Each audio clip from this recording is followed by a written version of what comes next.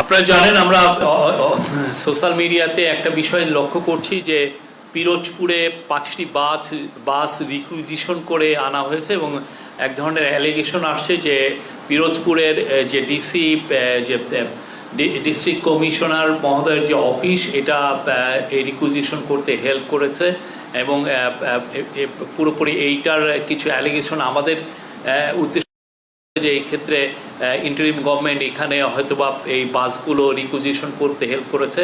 আমি এখানে দ্ব্যর্থকণ্ঠে বলবো যে আমাদের এখানে ইন্টারিম গভর্নমেন্টের এখানে কোনো রোল নাই।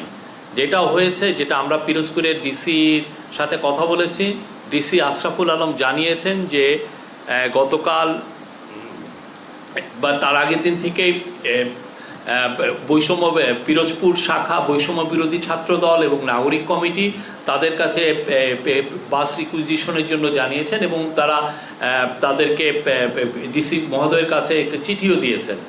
এবং সাথে যেটা হয়েছে যে তারা যারা আহত হয়েছিলেন জুলাই আগস্টের গণঅভ্যুত্থানে এবং যারা দুইটা নিহতদের পরিবার তারা সবাই এসে তাদের কাছে রিকোয়েস্টটা করেছিলেন। সেই রিকোয়েস্টের প্রেক্ষিতে এবং এক ধরনের প্রেশারের প্রেক্ষিতে তারা 5টি বাস রিকুইজিশন করাতে হেল্প করেন।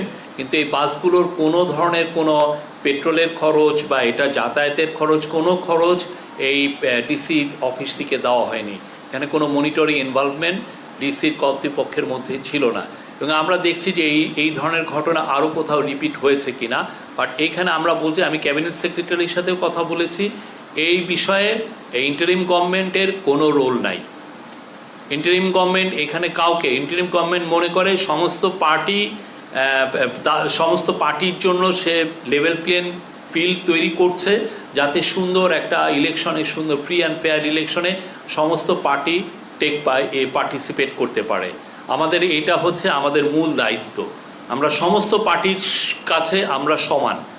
তো সেই জায়গায় আমরা মনে করে যে এই ধরনের ইন্টারনেটে যেটা বলা হচ্ছে আসলে সেটার মধ্যে বেশিরভাগই অতিরঞ্জিত আমরা মনে করি।